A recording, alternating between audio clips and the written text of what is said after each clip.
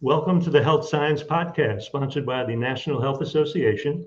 I'm your host, Dr. Frank Sabatino, and today I'm absolutely delighted to have as my guest Danielle MacKinnon. Danielle is one of the most revered, really, animal communicators in the world, and is the best-selling author of two books, which are amazing: Social Contracts, Find Harmony, and Unlock Your Brilliance, and Animal Lessons, which is about discovering your spiritual connection to animals. She's also the founder of the Danielle MacKinnon School, which plays a role in raising the awareness of animal communication globally. Danielle, thank you for being here with us. I'm so happy to meet you. Welcome to the Health Science Podcast, brought to you by the National Health Association, the oldest organization in the world, championing the extraordinary benefits of a whole plant food diet and healthy lifestyle, as well as water-only fasting. We believe that health results from healthful living and focus on evidence-based science that promotes the health of you and your loved ones, as well as the health of all animals and the environment. We feature experts from a cross-section of disciplines within the plant nutrition, vegan, psychological, environmental, and animal compassion sectors. I'm your host, Dr. Frank Sabatino, the NHA's Director of Health Education. Thank you for having me, Frank. I'm excited to be here. Yeah, as we go through this, I'm very curious. I know what you do, and I want to really get into that. I'm really interested in the beginnings of that. If we go back in your history, when did this first become an interest? Were there any aha moments in terms of your own life that set you on this path? I'm very curious about that. I have always been an animal lover from the beginning. As a baby, I was an animal lover, and I collected animals. I had hamsters and a parakeet and dogs, and I had everybody in my home. But I thought I was just an animal lover. I didn't know there was more to it. I kind of told my family, hey, I think I know what they're talking. I know what they're feeling. I know what's going on here. And my family was like, oh, Danielle. So they really kind of tried to shut it down for a long time. Where did we go wrong with this child? Right. There she is again, being too sensitive. Right. And I grew up vegetarian/vegan as well, except for when my dad was around, because he was not okay with that. And for me, that was really important because I thought I knew what the animals were thinking and feeling. And I needed that in my life. Then I kind of got smushed down, right? Be normal, be like everybody else, just calm this thing down and get through life. And it wasn't until my dog got sick, like 20 something years ago. And a friend said we could take her to the pet psychic that lived in our town. So I did. I took her to the pet psychic, and I'm the kind of person who I went, there's a pet psychic? Wait, this is a real thing? Someone has this job? And I was kind of desperately hoping it was real, while at the same time thinking it couldn't possibly be. Well, so you opted for the psychic road rather than the local vet? Oh, no, we did all the vet. We spent $4,000 at the vet, and nobody could figure it out. Did all the testing. And she was still sick, and they just, it was 4 days in, $4,000 in, and just couldn't figure it out. So my last resort, which now I know I would always engage an animal communicator if my dog was sick now right away. But my last resort was, all right, I'm going to do this. We're going to try this thing out. So I take my dog, I take my husband, who is a scientist, like full on science guy. His brain works like this, he needs data, he needs evidence. I take him, we go see the pet psychic, and he's kind of like, this was an outside thing because I grabbed the pet psychic and brought him out to the parking lot so he could see my dog. And my husband's like leaning up against a car, and he's kind of like, he knew what he was getting into when he married me, but I don't think he totally knew. So now he was just standing there appalled, completely appalled. He's got his arms crossed. He's like, what? Totally. So the pet psychic though tells me exactly what my dog tells him, which is that she's sick because she ate corn cobs and she needed to pass the corn cobs. And she was anxious is why she ate the corn cobs, because my husband and I had been fighting about my mother. Huh. Now, we had been fighting about my mother-in-law, but for me, you said, are there any aha moments? That was my aha moment. It doesn't matter, mother-in-law.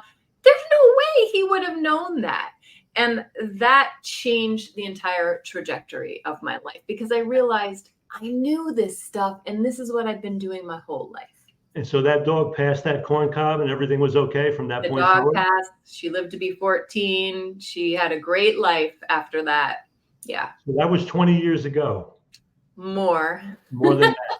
So from that moment that you had that experience, take me on your journey from there to where you started to really entertain this as a passionate journey for you, as a life path, so to speak. Let's talk about how that came to be. So it wasn't a hard journey in the sense that as soon as I realized it was real, I realized this is what I'm supposed to do.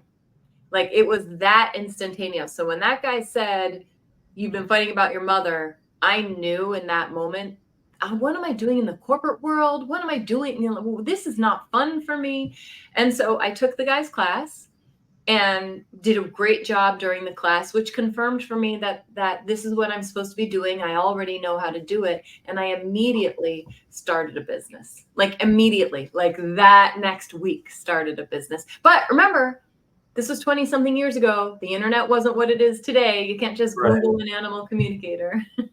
And that business was, I guess, making cards and letting people know that you're an animal communicator. Yeah. So where was the audience for that? I mean, I'm very curious to see how you attracted and who you attracted with that first business model that you set in motion. How did that come to be? Yeah, that first business model was readings. It was all readings in the beginning. And I really didn't have trouble attracting people. I have the majority of my MBA. I left my MBA. I left with 4 classes. So I have most of it. So for me, marketing and putting myself out there and making brochures and going to psychic fairs and doing readings at bookstores, that was all very super fun for me to do. It came very naturally to me. So, and there weren't other animal communicators out there except that guy.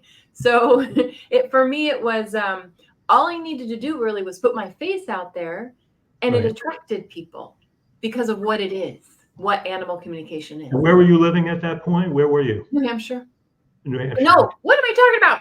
Massachusetts. Well, you were in New England. Okay. Yeah. Okay. Yeah. You know, Danielle, I want to get into something, but let's take a short break and hear from our sponsor, the NHA, because then I don't want to have any interruption in our next part of our conversation. So we're going to take a little break. I'm here with Danielle MacKinnon, animal communicator. We're going to get into her process and what she actually does and how she does that. And we're going to take a few minutes to hear from our sponsor, the National Health Association, and we'll be right back. You're listening to the NHA Health Science Podcast. Dr. Frank Sabatino here. Are you ready for an extraordinary adventure that combines relaxation, exploration, and vibrant health? Then set your sails for the NHA plant-exclusive cruises. Imagine cruising through exotic destinations, savoring delectable plant-based cuisine, and engaging in rejuvenating activities, all while surrounded by like-minded individuals passionate about health and wellness. These cruises offer more than just a vacation. They offer an opportunity to immerse yourself in the NHA's principles of healthy living. And they rank incredibly high on the ratings of eco-friendly cruise lines. We all know how important our oceans are, and our cruise partner, Windstar, is fully committed to this. Join us aboard our upcoming plant-exclusive cruises and experience the synergy of health and leisure.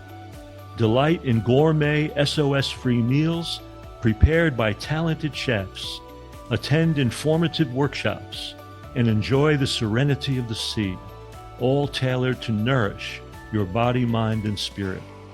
For more details and to reserve your spot on our next adventure, visit healthscience.org and click the link under Travel. Don't miss this chance to indulge in a wellness retreat like no other. elevate your well-being, and make memories that will last a lifetime. And remember, your feedback matters. Please take a moment to leave a rating and a review wherever you're listening to the NHA Health Science Podcast. I'm Dr. Frank Sabatino, your host. Now, back to the show. Welcome back to the Health Science Podcast. I'm your host, Dr. Frank Sabatino, and I'm here with Danielle MacKinnon. You know, when we talk about words like intuitive and soul contracts, these are high-level abstractions in some ways that mean a lot of different things to a lot of different people. So as we get into that, why don't you create or share how you view the definition of that, what that really means to you, so that as we move forward, we're kind of all on the same page in the language that you're using to describe this experience. Okay, so as an animal communicator, I am psychic with animals. I'm also known as a pet psychic.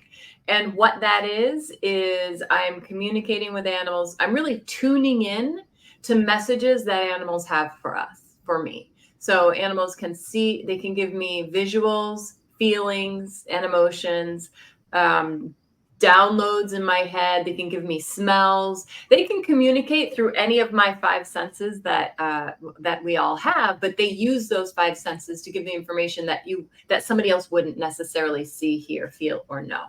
Oh, that's intriguing. And then I see that you created a method about what you call soul level animal communication method. So that method is the things that you just described, and you have a series. Let's talk about that method, because I see that that's kind of a foundation of your teaching to people to become more intuitive and more capable of communication with their animals and pets. So there's regular animal communication, still psychic, and it's where you connect psychically with the animal, and the animal tells you, my foot hurts. The animal tells you, I don't like my brother. Why don't you take me on more walks? I don't want to canter. Like the animal says, it's a very physical 3D world stuff, the stuff that we would expect an animal to talk about. And so how does that actually, I'm just curious, how does that actually happen? So the animal is communicating to you that it needs to be walked more, or that it's not getting enough time, let's say, with the owner, or maybe the owner's away or whatever. How is that actually felt by you? And how does the animal share that information with you? I'm just really curious about that. The animal could give me a picture in my head of the person and the animal walking. The animal could show me a leash. The animal could do a download in my head where I just suddenly know this animal wants more walks. The animal could say a short little phrase in my head, I want more walks, or more walks. So they use all of my senses to get the information through, and they choose how to get that through based on the way they feel intuitively will most easily get through to me. All right, so that's the first abstraction of communication. The soul level that you're talking about as a method, take it the next level then and tell me what that's about. So the soul level, we just did the physical level. The soul level is where we tap into the innate wisdom in an animal. So this is the spiritual soul level connection that they have. At the soul level, an animal knows why they're here. They know why you're here. They know what you're working on learning. They know that human consciousness still needs to evolve. They understand the big picture of everything that's going on. An animal, and this is going to sound crazy, could actually share with me that this person I'm working with isn't happy in their job, but they're afraid to leave it because they don't believe in themselves enough to think that they'd ever get another job. They're aware, animals are aware of all of this bigger stuff than my foot hurts. So soul level animal communication is receiving that level of information. So that my pet is on some level intuitively recognizing that I need a job change. Yes. On some level is what you're saying. And actually can actually communicate that to me if I was open to that kind of communication, if I was sensitive to that kind of communication. Well, that's fascinating. Let me ask you a different question. When you look at Earth astrology, like for Native Americans, all these different creatures have their own unique ways of communicating, the ways they look at the world, the way they process that. So is this soul communication species specific? or are they or is it more generalized to the personhood of all animals across all species? Do you see differences in how animal species communicate? And I think that would play into the way Native Americans would look at the individual identities of ravens versus bears versus otters versus. So do you feel that there's an accuracy to that species differentiation of communication? Yeah, I do feel there's an accuracy to it. So the other part of soul level animal communication is that the animal is helping teach us soul level lessons. My belief from working with the animals is that when we incarnate here, we are here to grow and evolve our soul to become conscious, enlightened people. And animals are helping us do that. And what they've shown me is that at the individual level, my dog is teaching me an individual lesson at the soul level. But dogs are also teaching mass consciousness a lesson as well. So there's really two pieces to it. Does that make sense? Yeah. How does that communication of mass consciousness find its way into mass consciousness? Is it just a quantum connection, like in just a simultaneity of conscious connection that happens across all consciousness? I feel like it's more like the more people open to the idea of this wisdom within animals, the more of us are open to that, the more of us that are exploring it, the more of us that are becoming more conscious because of our work with animals in all different ways. That's how it's getting in. So it's people like you, it's people like NHA, it's everybody that's doing it, but it's because of the animals. It's because they exist in this way. They're kind of pumping us up and redirecting us and helping us learn and grow.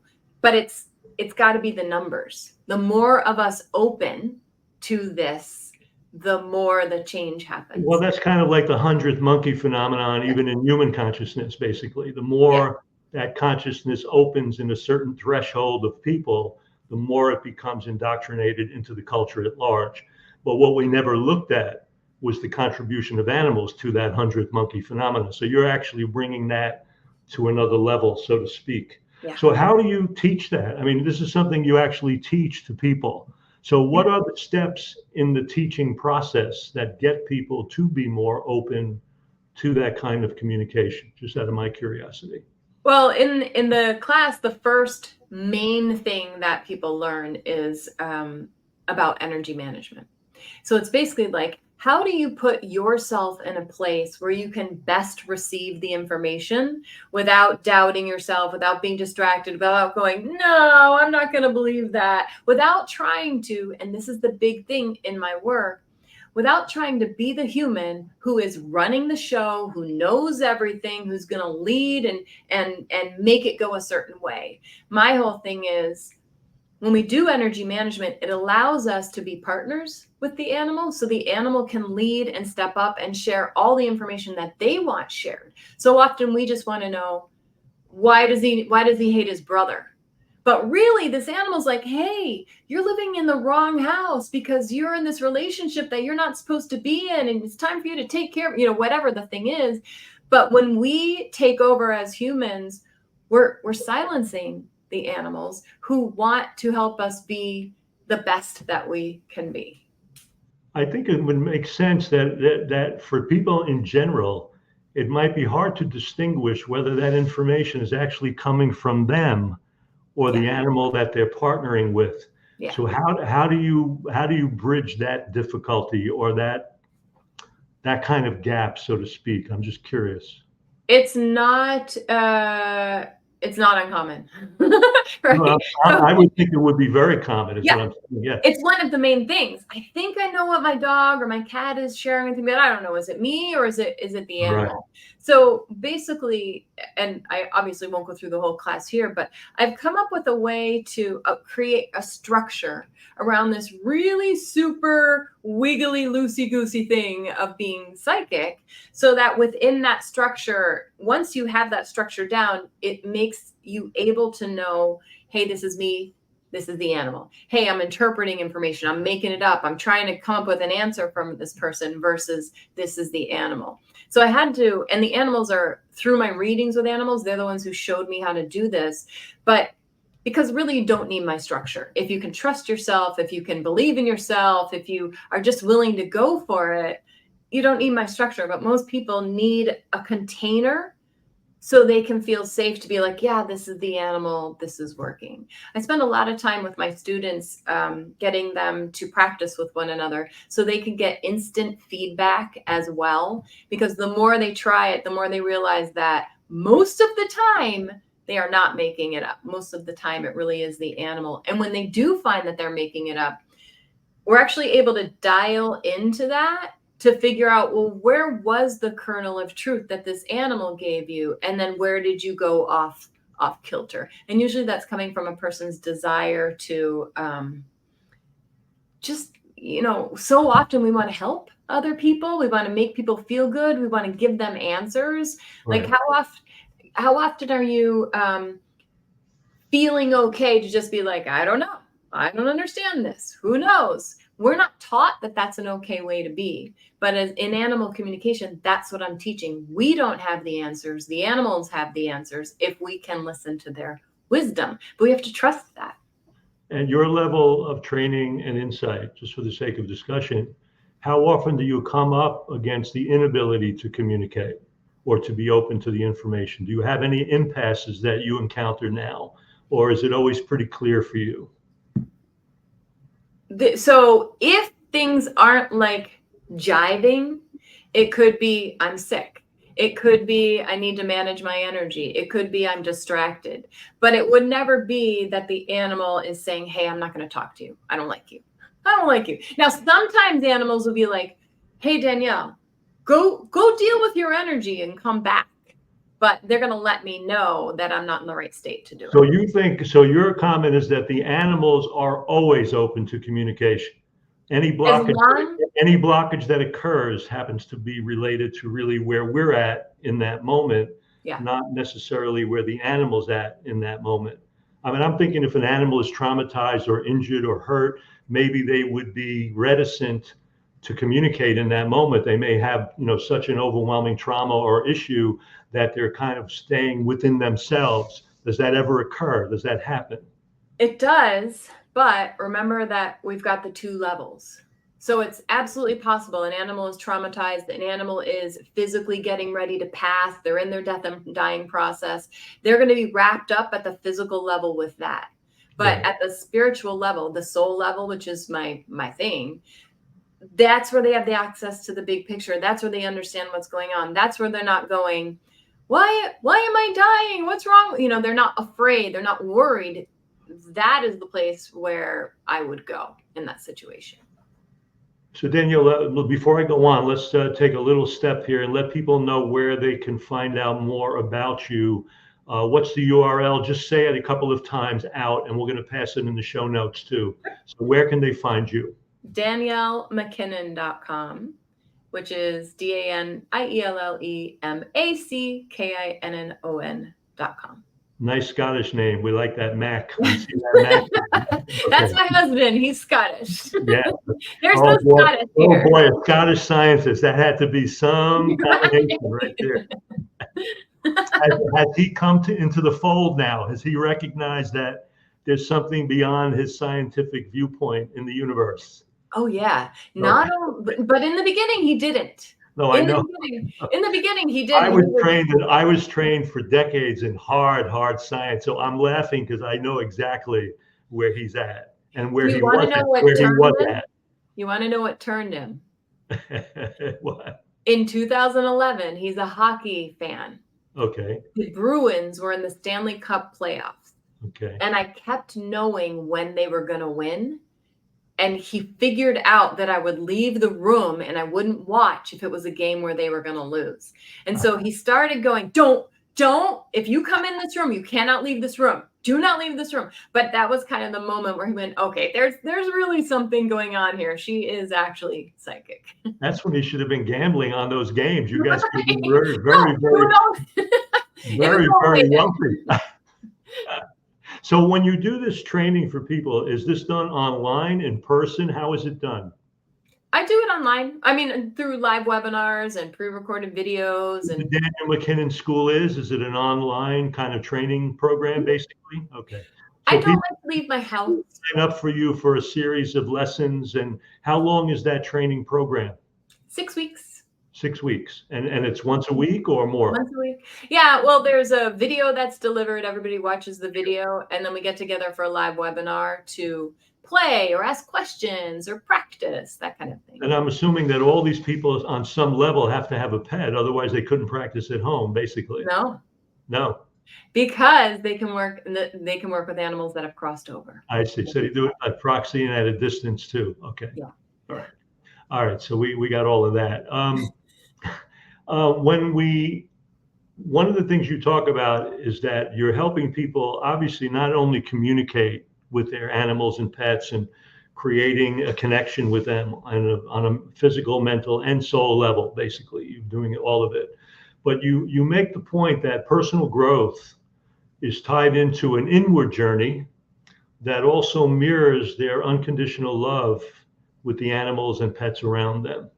So because you're teaching them to be more intuitive, does the human being, as they become more intuitive, do they need the animal lessons? Let me ask you that question straight out. Or are those things that they can discover without that communication with the animal part of the universe? Can they develop that within human contact alone and transcend the need or the connection or the beauty of connecting with animals in that communicative way? Because to me, animals will exert probably the best expression of unconditional love. They don't have the blocks that we do, the patterning that we have that oftentimes puts that veil in between our human contacts and connection. So can we get to a point where that is not necessary in terms of intuitive growth and development? So I would say we can certainly learn the soul lessons we came here to learn without animals, but many of us are not. And I view the bringing of animals into our lives as making it easier for us to do that work. The animals, I talk about them as like do you remember Pac-Man? Yes, of course. Pac-Man would eat the power pill and then be like, okay, I can do more. I feel like animals are our power pill because they show us what we need to work on. They help us work on it. They point it out for us in ways that we don't really listen to animals to humans as much. If you think about it, if you have an animal in your life, let's say that animal is having this massive anxiety, and they're having this massive anxiety as part of the lesson they're teaching you because they're trying to get you to notice your anxiety so that you start doing things like going on walks or meditating in nature or whatever it is with the animal in order to fix the anxiety. People are less likely to do stuff for themselves and more likely to do stuff to help their animals. So it's like the animals are shortcutting a lot of the work. They're getting us there faster. Yeah, as you presented, you're portraying this idea that the animals could really help us work on our stuff, right? Basically, I want to take it in reverse. You may have an animal that's been incredibly abused, like you have a rescue animal from someplace that you take in, and this poor animal has been beaten or traumatized in some way. So they're carrying their own psychological baggage, so to speak. Does that work in reverse? Does the communication with that animal provide you with information that allows you to help them deal with their stuff, not just us dealing with our stuff? And if that's the case, how would that take place? If you can give me an example of how that would work. I'm sure you have some experience of that, if it's real and true.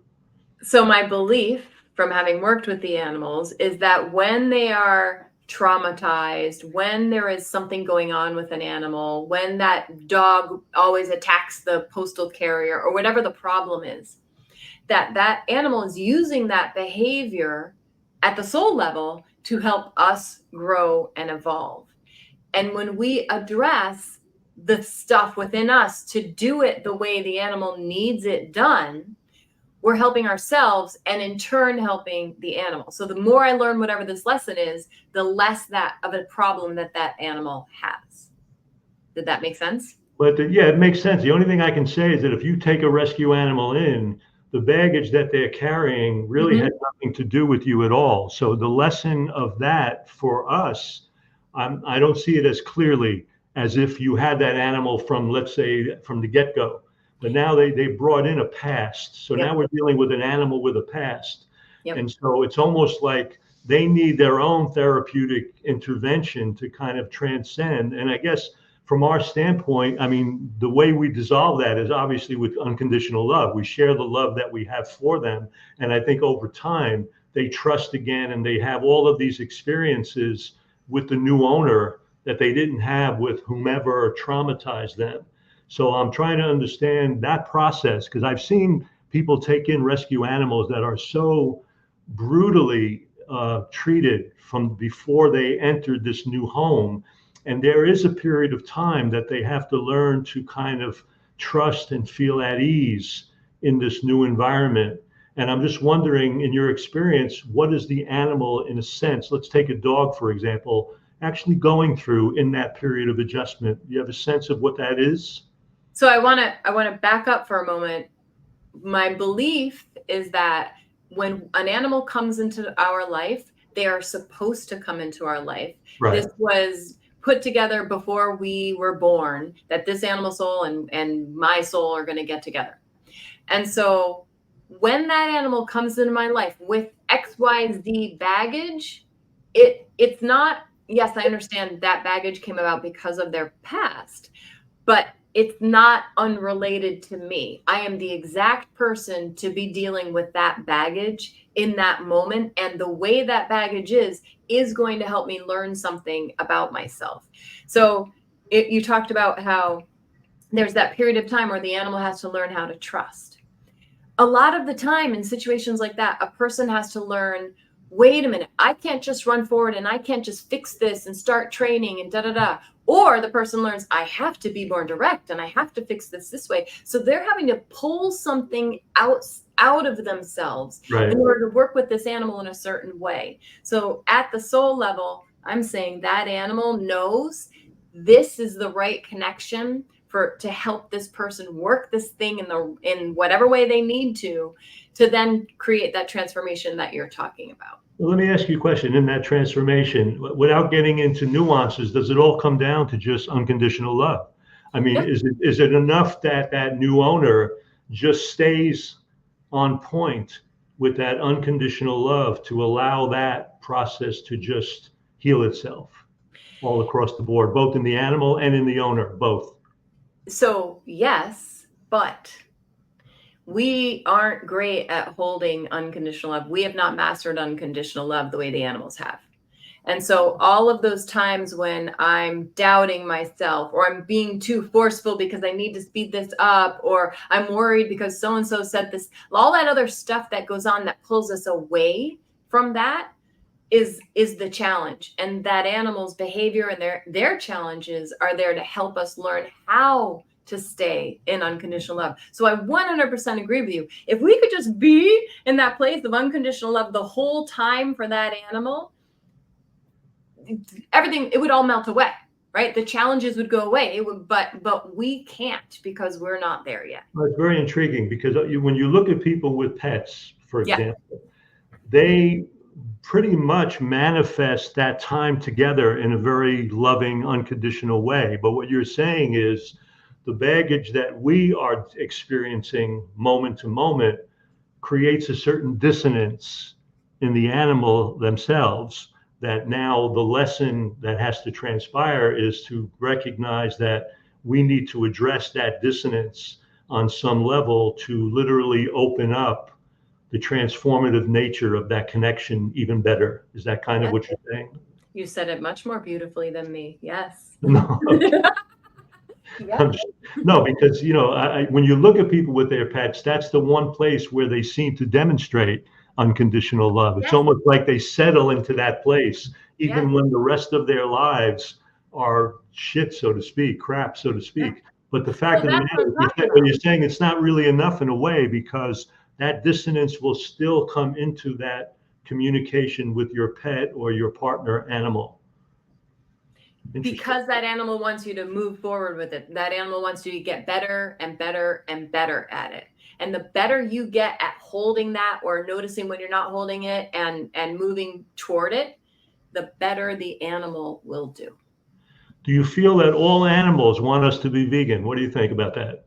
I mean, what I'm saying by that, if you're eating and killing animals and eating dead animals and you have a partner animal, do they always recognize that as a very negative circumstance, is what I'm asking you in your experience? So I've connected with animals who are like cows who are on meat farms and all of that. Right.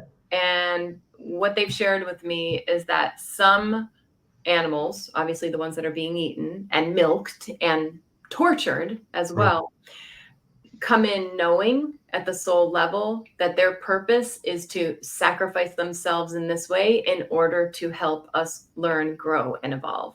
The pain that they're going through, when somebody actually notices that, sees that, reacts to that, it pushes them to be a better person. Like, how many people changed their ways and evolved after the whole canned hunting thing with what's his name in I can't remember, the lion. When that lion was shot and all these people were in an uproar and visibility about canned hunting was raised, and it changed people. It changed many people's thoughts, feelings, hearts, minds.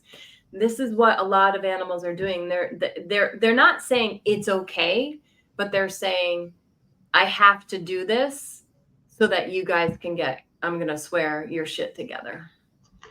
Now we have many people that take an animal like a dog, for example, and living in a vegan household, they allow that animal to grow up literally eating vegan. And in that regard, in your experience in communication with animals that have been in that kind of an environment, what kind of reactions do those animals have to that?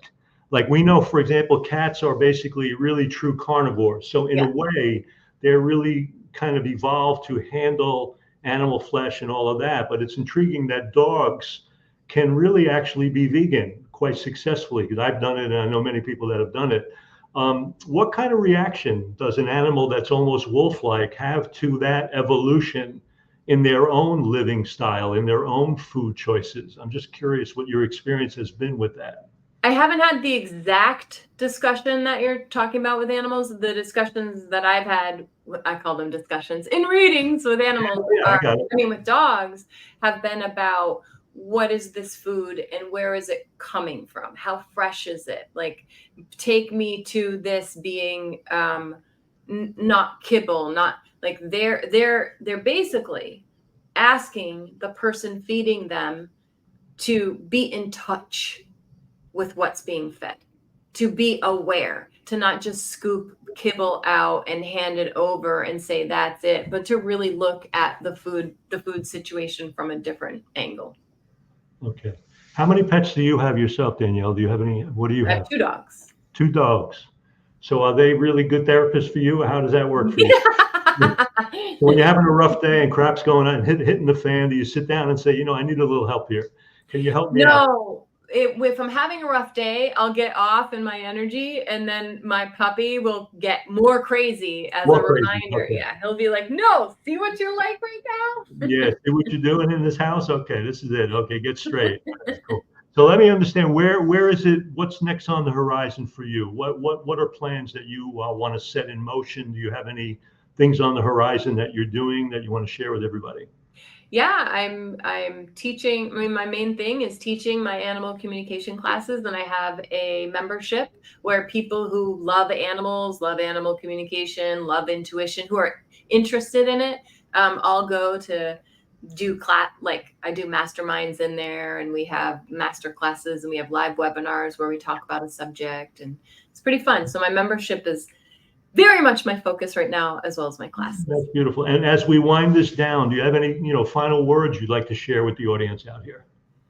Yeah, I mean, I actually liked your words, where you're talking about the goal is to align with unconditional love. This is what the animals have told me that we're all working on. And so the more we can become aware of when we're not aligned with it, the easier our lives are going to be. Because when we become aware, it smooths things out. And if we notice that our animals are acting up or doing something that's getting to us, it's usually because we are not aligned with that unconditional love in that moment. Well, I can't thank my guest, Danielle MacKinnon, enough for being with us today, sharing her insight and this really fascinating world of, animal communication and partnering with these incredible creatures on the earth and the lessons we can learn in that communication. So I urge you to follow Danielle, learn more about her. You see her URL scrolling across the screen. Follow her and find out more about how you can learn these life lessons that are tied into our communication with these wonderful species and creatures on the earth. And I want to thank the people that have joined us today, because without you, we can't do what we do. And I want to thank you for being part of this very active, healthy community. And on behalf of the National Health Association, I'm your host, Dr. Frank Sabatino, and I look forward to being with you on the next episode of the Health Science Podcast. Danielle, thank you so much. It's been a blessing. Thank you. Thank you.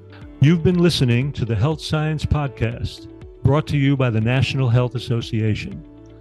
Thank you for joining us today and for your commitment to evidence-based health science that backs a whole food, plant-exclusive lifestyle and contributes to the well-being of all people, animals, and our environment. I'm your host, Dr. Frank Sabatino. Be sure to leave a rating and a review, and we'll see you on the next show.